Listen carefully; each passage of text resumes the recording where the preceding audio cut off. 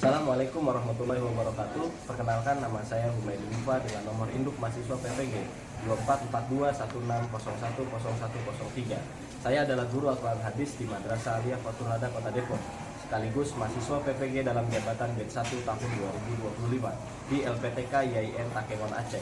Hari ini, Jumat 9 Mei 2025, saya akan melaksanakan pembelajaran uji kinerja pada siswa kelas 10 dengan materi kebenaran Al-Quran pada semua aspek kehidupan. Selamat menyaksikan. Assalamualaikum warahmatullahi wabarakatuh. Waalaikumsalam warahmatullahi wabarakatuh. Apa kabarnya anak sekalian? Alhamdulillah. Ada yang sakit? Ada. Ada. Siapa yang sakit? Elsa. Sakit apa? Oh, demam. Mudah-mudahan sehat ya. Baik. Saya minta satu dari kalian untuk maju ke depan dan kemudian memimpin doa bersama. Silakan. Siapa yang mau berkenan? Ketua kelas. Sebelum kita mulai belajar, mari kita mulai berdoa. Berdoa dimulai. Bismillahirrahmanirrahim. Rabbi shrah li sadri wa yassir li amri wahlul 'uqdatam min lisani yafqahu qawli waj'al li waziran min ahli. Dahulu Alzena, Mia Ramadhani, Niken Novelia, Sofia. Baik anak-anak, sekarang coba diperiksa dulu sekelilingnya apakah ada sampah atau ada sesuatu yang kurang pantas. Jika sampah tolong dibersihkan dan dibuang ke tempatnya, dan jika ada sesuatu yang belum rapi tolong dirapikan, karena sebentar lagi pembelajaran akan segera kita mulai.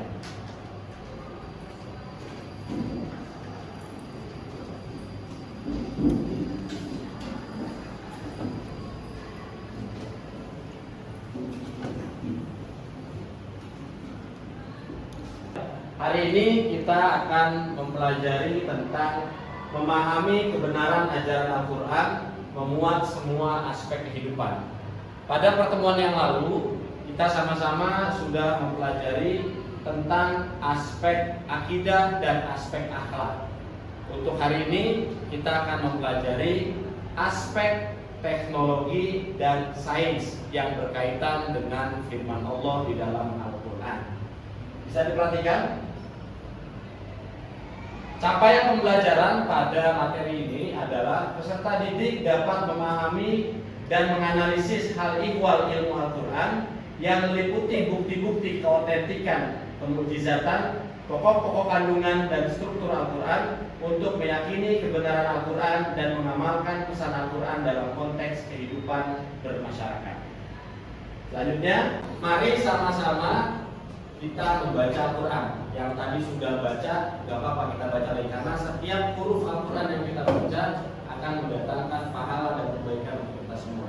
Amin. Bismillah. A'udzu. A'udzu billahi minasy syaithanir rajim. Bismillahirrahmanirrahim.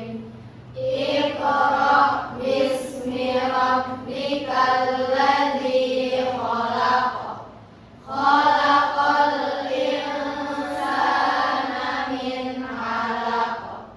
Iqra wa rabbukal akram. Alladzi 'allama bil qalam. 'Allamal insana ma lam ya'lam.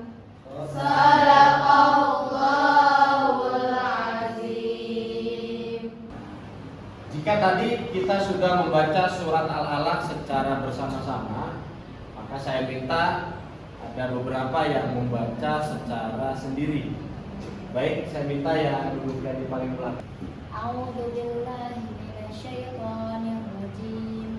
Bismillahirrahmanirrahim. bismi rabbikal ladzi khalaq. Khalaqal insana min 'alaq. Iqra wa rabbukal akram. Alladzi 'allama bil qalam. 'Allamal insana ma lam ya'lam. Shadaqallahul azim. Oke, sekarang coba baca surat Al-Alaq. A'udzu billahi minasyaitonir rajim. Bismillahirrahmanirrahim. Iqra bismi rabbikal ladzi khalaq. Khalaqal insana min 'alaq. Iqra wa rabbukal akram. Alladzi 'allama bil qalam. 'Allamal insana ma lam ya'lam. Oke, terima kasih. Saya coba mau dengar pendapat teman-teman sekalian dari bacaan yang sudah dibaca tadi. Ada nggak yang kira-kira masih kurang baik bacaannya? Ada, oke.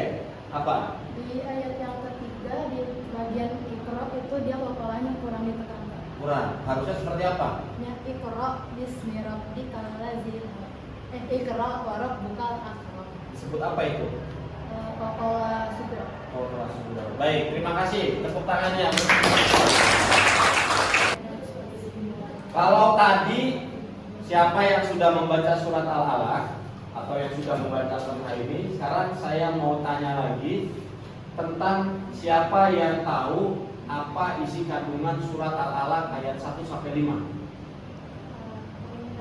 Ya? Perintah untuk membaca.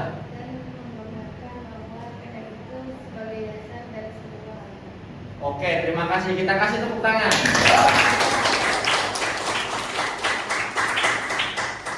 Selanjutnya di sini siapa yang tahu apa sih isi kandungan surat Al-Alaq ayat 1 sampai 5? Ada yang tahu? Isi kandungan surat Al-Alaq ayat 1 sampai 5. Kan materi yang sudah saya sampaikan. Lebih lanjutnya saya akan sampaikan pertanyaan pemantik. Ya. Yang pertama, sudahkah kalian semua ini membaca Al-Quran hari ini? Sudah belum? Sudah. Siapa yang kebetulan hari ini membaca surat Al-Alaq? Sudah baca surat Al-Alaq? Ayat berapa? Ayat 1 sampai 10. Ayat 1 sampai 10. Baik. Kebetulan materi yang akan kita bahas adalah surat Al-Alaq 1 sampai 5. Ya, nanti kita akan kaji lebih dalam, kita akan bahas lebih dalam dan akan kita coba cari korelasinya antara ayat Al-Quran surat Al-Alaq ayat 1 sampai 5 dengan konteks kehidupan sehari-hari kita. Sesuai dengan tema kita hari ini, maka di sini sudah saya sajikan materi berupa slide PowerPoint yang bisa kita perhatikan dan simak dengan seksama bahwa materi tentang konsep kebenaran Al-Quran yang berkaitan dengan sains dan ilmu pengetahuan adalah bahwa surat Al-Alaq ayat 1 sampai 5 merupakan wahyu pertama yang diturunkan Allah kepada Nabi Muhammad. Surat ini menekankan pentingnya seorang muslim membaca, menuntut ilmu, kesadaran akan di dalam surat Al-Alaq ini Allah Subhanahu wa taala berfirman, "Iqra", bacalah. Membaca di sini bukan sekedar letterlet membaca huruf ataupun tulisan kita.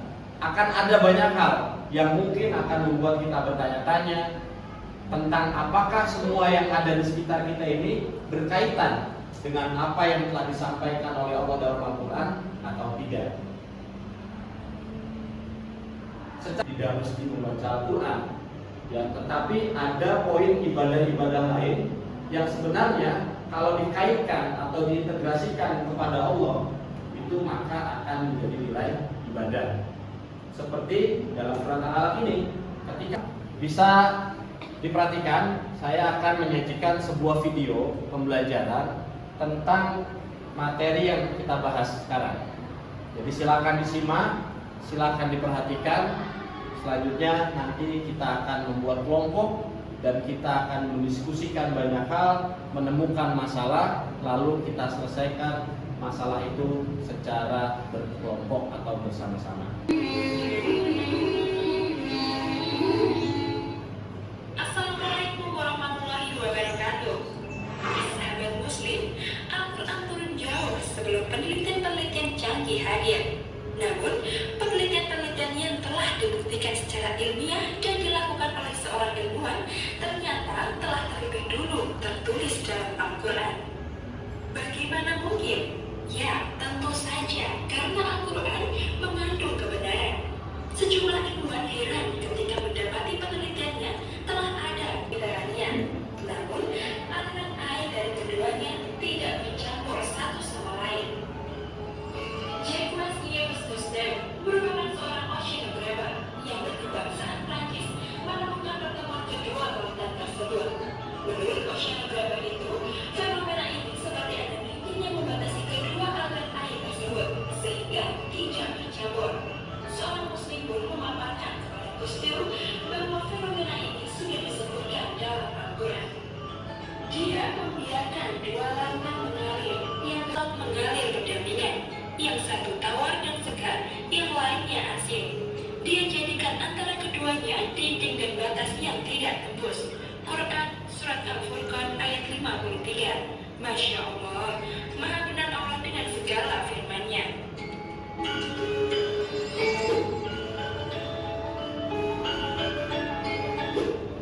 Tentang gerak bumi dan patahannya di dasar Laut Miami pada pertengahan tahun 1990-an. Fenomena ini mirip seperti lava cair yang mengalir dan disertai abu vulkanik seperti gunung berapi di daratan yang memiliki suhu. Bagaimana setelah menyaksikan video pembelajaran tadi?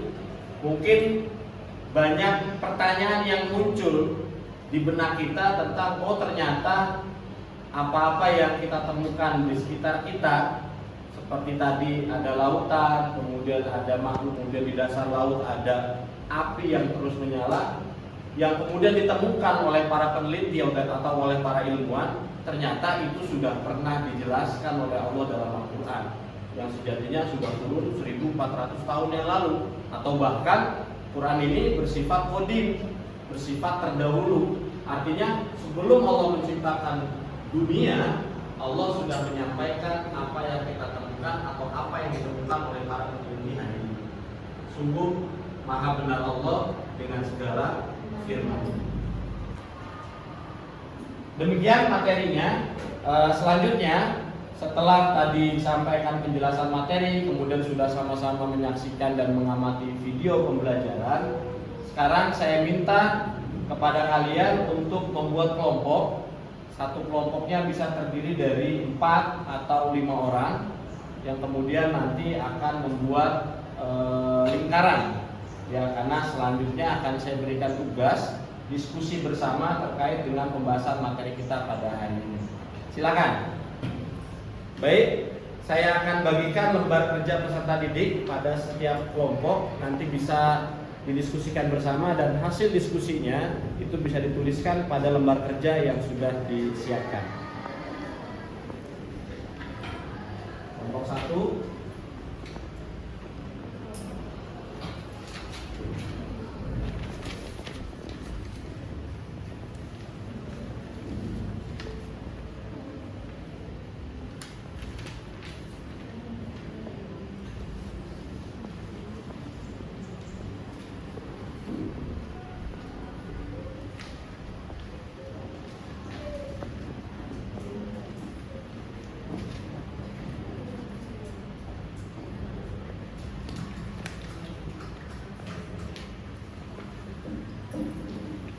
Kelompok 4 ya.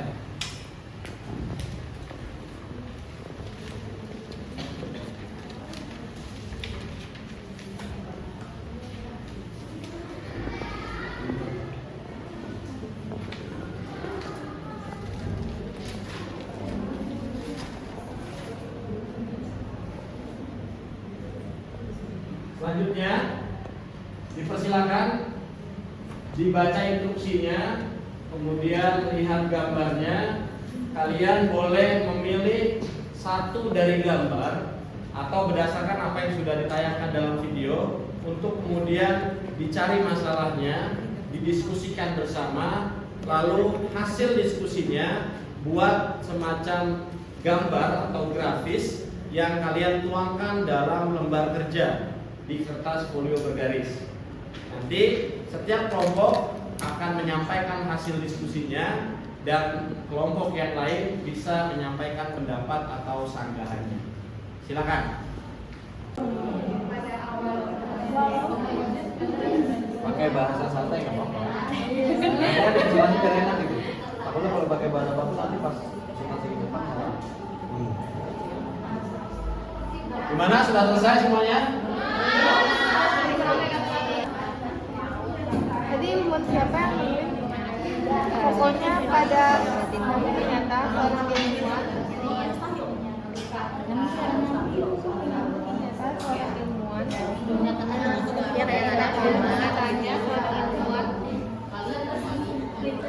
Baik, tugasnya sudah selesai semua. Sekarang saya minta kepada kelompok 1 untuk mempresentasikan hasil diskusi dan pekerjaan kelompoknya ke depan.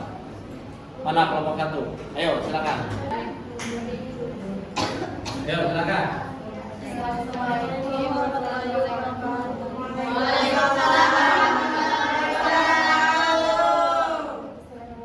Kami dari kelompok 3 ingin mempresentasikan api di dasar laut berdasarkan bukti ilmiah Al-Quran.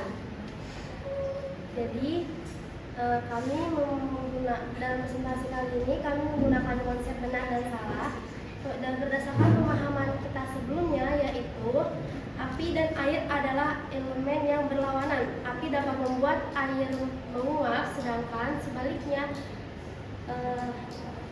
air dapat memadamkan api. Keduanya seakan saling berlawanan dan tidak dapat disatukan. Namun, kenyataannya seorang ilmuwan menemukan sebuah fenomena pada tahun 1990 tentang ditemukannya lava api yang masih menyala di dasar laut. Lava yang memiliki suhu sekitar 231 derajat Celcius ternyata tidak dapat dipadamkan oleh banyaknya air di laut. Penelitian ini pun sudah lama ditemukan dalam Al-Quran surat At-Tur 1-6 yang menyatakan bahwa terdapat api yang menyala di dasar laut. kiranya cukup sekian yang bisa kami sampaikan. Assalamualaikum warahmatullahi wabarakatuh. Waalaikumsalam warahmatullahi wabarakatuh. Kami dari kelompok 1 ingin mempresentasikan tentang bukti ilmiah Al-Quran tentang laut.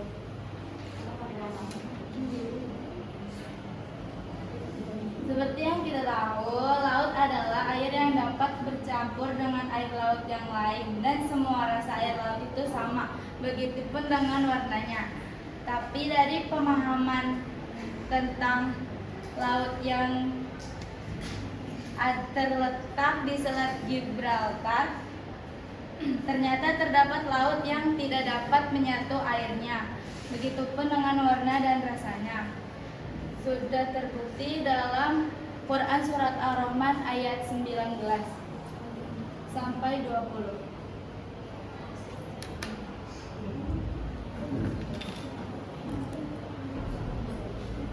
Nah, cukup. Baik, kita kasih tepuk tangan untuk kelompok 1.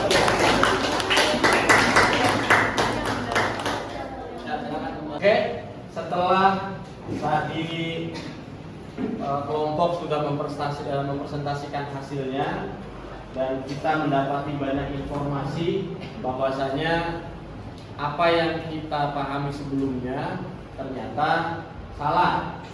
Ya, kadang-kadang tadi disampaikan oleh kelompok 1 sebelumnya memahami bahwa air itu sama. Ya, yang namanya air laut itu pasti asin, yang namanya air itu pasti bersatu. Tetapi ada sebuah penemuan dari seorang ilmuwan yang menyatakan ada kok air yang tidak dapat bersatu, bahkan rasanya pun terpisah. Nah, ini menjadi kebingungan buat kita, kok bisa? Ya, tetapi pertanyaan itu sebenarnya sudah dijawab oleh Allah dalam Al-Quran 1400 tahun yang lalu, baik itu di surat Ar-Rahman ataupun di surat Furqan. Allah menjelaskan bahwa memang Allah yang menciptakan laut itu, beberapa diantaranya tidak dapat bersatu dengan air lainnya, atau bahkan rasanya tidak saling mempengaruhi meskipun berada sebelahan, meskipun tanpa adanya dinding sekat atau dinding batas. Tetapi itulah karena semata-mata kebesaran dan kekuasaan Allah Subhanahu. Jadi kita dapat menyimpulkan ya dari pembahasan tentang alam semesta, teori Big Bang, kemudian laut yang terpisah, kemudian ada api di dasar laut, ya dan lain sebagainya, itu dapat kita simpulkan bersama bahwa itu semata-mata adalah karunia dari Allah dan merupakan kebesaran Allah Subhanahu wa Ta'ala.